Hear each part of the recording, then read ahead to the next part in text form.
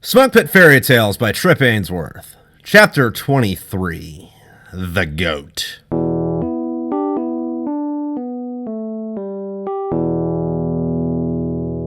Eclair and I drank beer on the back of my Jeep. Doc tinkered away on the Mustang a few spots away. I don't think he's ever gonna get that done, Eclair observed. Well, he keeps adding shit to it instead of making it drivable. It's drivable. It's just down for a few days a week. Doc banged something on the car and swore at it. I lit a cigarette, asking Eclair, So, how's everything with Jenny? I don't know, man. She's still pissed off about Kelsey. She's not freaking the fuck out anymore, but things aren't good yet. You didn't tell her it was you, did you? Fuck no. I ain't going to prison. I might maybe tell her on my deathbed, plus those truck company guys are getting pinned with it. We're off the hook. You know, I don't feel bad about that at all. I don't know, man. It fucked me up pretty hard for about a month. I don't think I was sober for more than 15 minutes a week.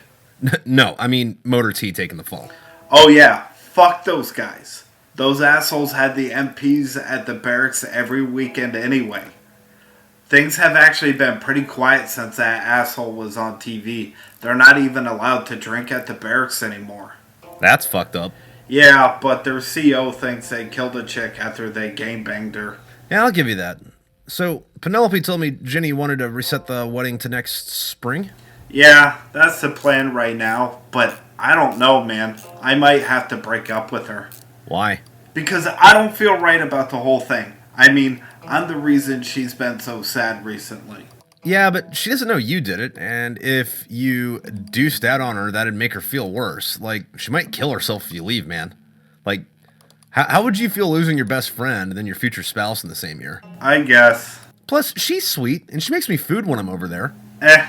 Dude, if you don't marry her, I will. No, you won't. Okay, well, if there's another war and you get waxed, Jenny can live in the apartment above my garage, and she can bake instead of pay rent.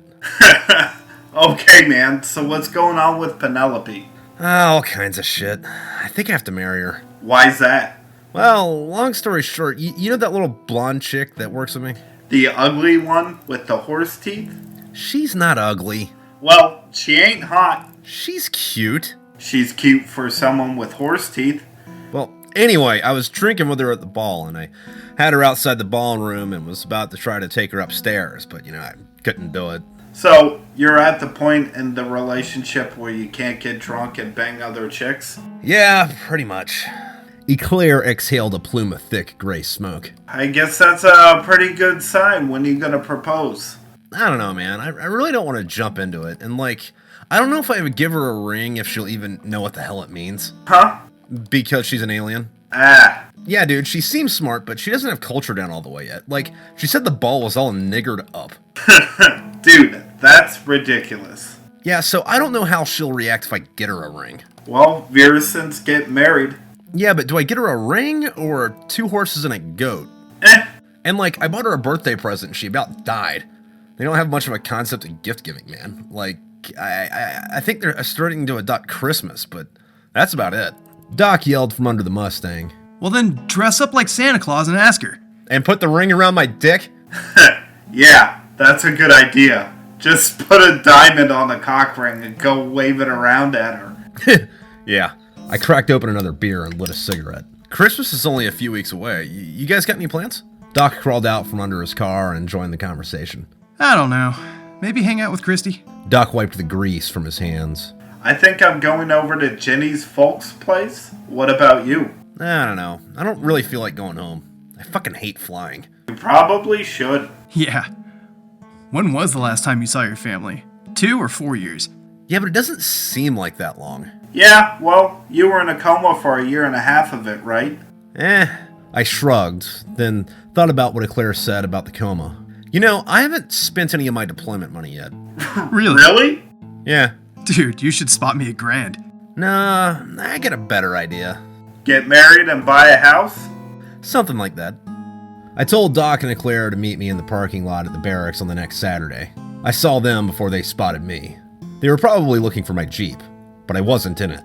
I sped through the parking lot and made a dead stop right in front of them in a flat black 1968 Pontiac GTO. Get in, losers! Whoa, dude, the fuck is this? This is what I spent my deployment money on. Now get in!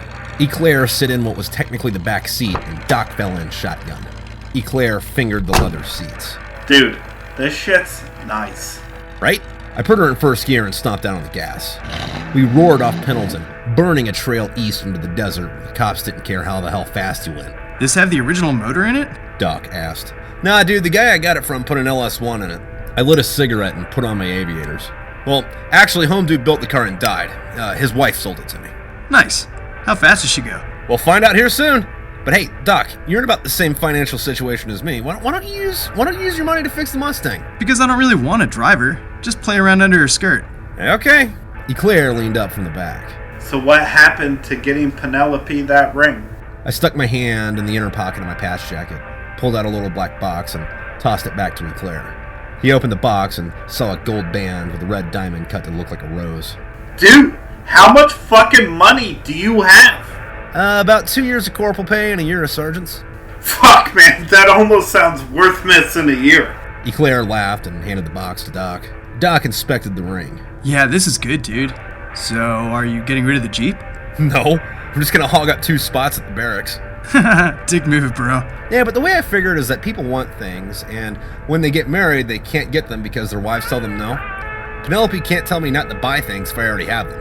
You know, I got a Jeep, a guitar, a badass hot rod, and a set of tits to bounce around in the passenger seat. I'm set for life, man. We drove out towards the Salton Sea. The sun beamed in through the windows. It was early December, but it wasn't ever really cold in California. We played Guns N' Roses and Whitesnake as we sped over the desert. So, I think my hair stopped falling out after Iraq. Doc said after a silence. What? Eclair shouted over the blaring speakers. I turned the music down. You said your hair stopped falling out? Yeah, I haven't lost any more of it since we got back from Iraq. It's still thin up there, and what was already gone isn't growing back. It's just growing in this weird thin fucking way. How does that work? You think it was the malaria pills? I don't know, bro, but there was a lot of weird shit that happened during that deployment. Like, you still have all your tattoos, right? Yeah, I thought that was weird too. I kept an eye out for the exit. Eclair asked, confused. Wait, what? It's already a fucking miracle you're even the fuck alive. Like, I'm surprised you guys don't look like Darth Vader. But your tattoos weren't burnt off. Nope. I looked at him in the rearview mirror. I've had some pretty bad cuts and scratches since then from working on the car, and I haven't scarred up at all. Eclair squinted at us. Yeah, that's fucking weird. It's those malaria pills, man. That's gotta be it. Well, I've been reading this book, and it's about the fucking technology that aliens are bringing down. They're doing trials right now with, like, Eclair opened and closed his fingers in and out of a fist. like prosthetic robot limbs and shit. Didn't we already have that? Yeah, but they're bulky and, like, only 5 people have them. No, but this book I'm reading is talking about how they don't need external power sources and only need maintenance, like, once every 5 years. Oh, well, that's pretty neat. Where'd you find that book? I turned the radio down a little bit more. I stole it from Dental. It's really technical, and I only understand about half of it. Whoever wrote it made it for doctors to read, so every word has 16 syllables, and they used the proper medical terms for fucking everything. Yeah, that'd be a pain in the dick. You should get Doc to translate that for you. I'm not that kind of medical professional, bro. I pulled the GTO off the highway onto a dirt road, and we traveled a few miles into the desert. I stopped my new Pontiac alongside of the road and listened to the engine purring under the hood for a moment before I turned her off. We got out and I opened the trunk. I grabbed a 30 rack and handed it to Eclair. That's for you. Then I pulled out a green can of ammunition and handed it to Doc.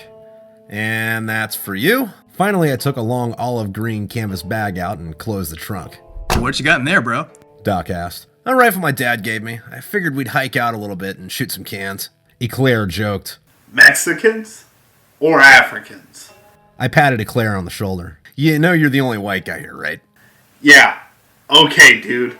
No, seriously, Doc and I are only half white. What's the other half? Native American. I can see Doc, but why do you have blue eyes and facial hair? Can't help the position my parents fucked in. I started walking into the desert. That's gross. So what's this gun? The M14 my granddad brought back from Vietnam. He gave it to my dad gave it to me. That's sick. Doc took 3 empty beer cans and set them up about 50 yards away. We took turns shooting at the cans with the old wood-stocked rifle. When we'd finished a few beers, we'd take a break and set them up with the other twisted tin shells of the others, then fire at them too. Eclair took a long drag off his cigarette and chambered another round. So, Hank, you ever finish watching 50 Shades of Dave? Yeah, dude, what the fuck was up with that ending? What was wrong with the ending? You're not into wolf porn? I mean, I get that he lost his job and he killed his boss and had to, go on the run, but he ends up homeless and fucks other animals at the zoo? Come on! I chugged the rest of my beer. Yeah, wolf porn. Doc watched Eclair blow holes in the cans. Yeah, but he was fucking monkeys and giraffes and shit. Why did he go around killing drug dealers and stealing their coke? I crushed my beer can. Because that wouldn't have been as funny. Eclair pulled the trigger and a can flew into the air after a bang. The rest of the movie wasn't supposed to be funny. I protested. Yeah, but it was hilarious. And his girlfriend at the end was hot. It kind of looked like they wanted to get Emma Stone to play the chick at the end, but couldn't afford her and just got her stunt double. Yeah, that chick really looked like my ex. Eclair fired again. Oh yeah? You been stalking her? If cyber stalking counts. Eclair fired another round. That's healthy. Nah, dude. Think of it like this. I keep tabs on my ex on the internet, study the relationship she's having with Jody, and then I make sure to do better for Jenny than my ex is getting from her new guy. That way, I win. I get to show myself that I can do better for someone than some bitch that rejected me is getting for herself. Eclair pulled the bolt back on the rifle. It was out of rounds. He handed it to Doc. Know what I'm saying? Doc took the rifle and started loading rounds into a magazine.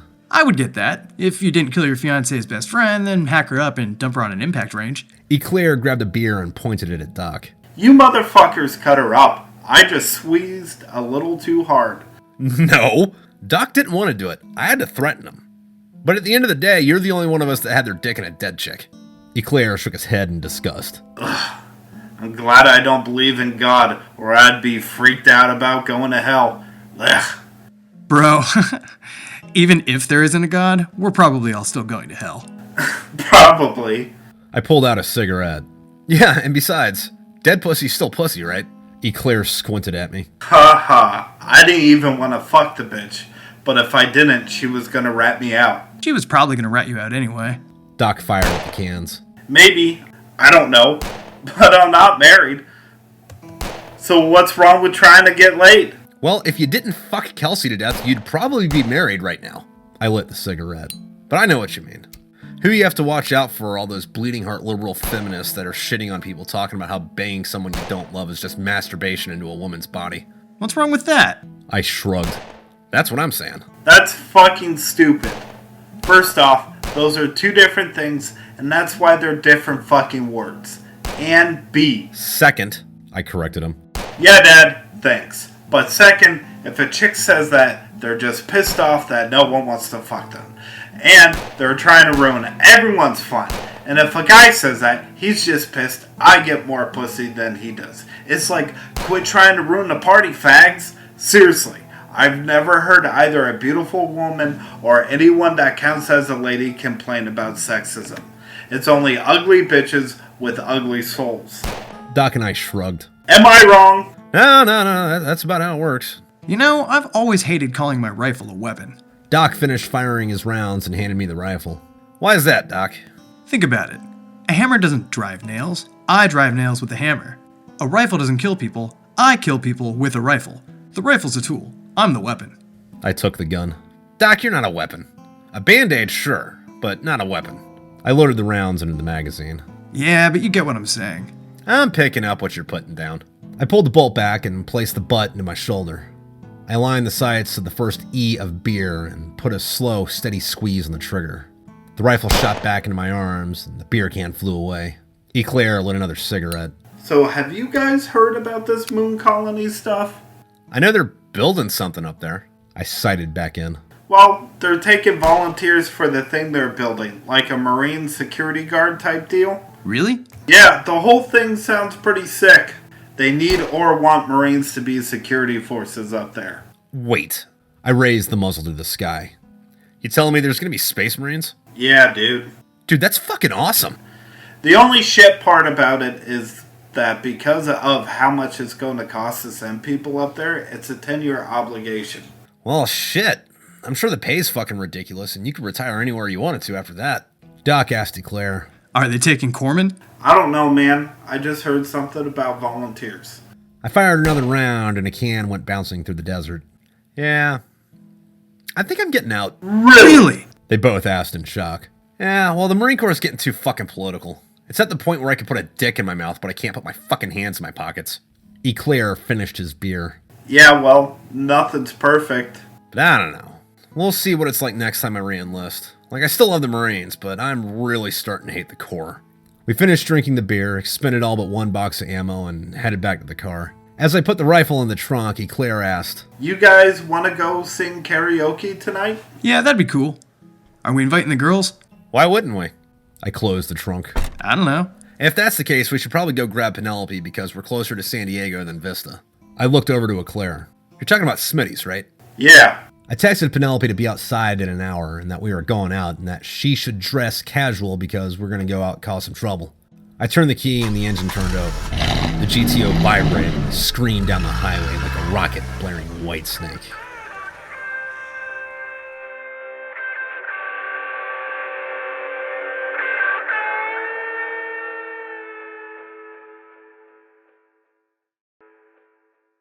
Hey everybody, thank you for listening to Smokepit Fairytales Chapter 23. I would like to thank Dan, Brady, and Chuck LaVoki for helping out with the voice acting. I'd also like to thank all the Patreon people and people who have... Well, you got the war chest? Got the war chest. Alright, got the war chest. Alright, I'll catch you around.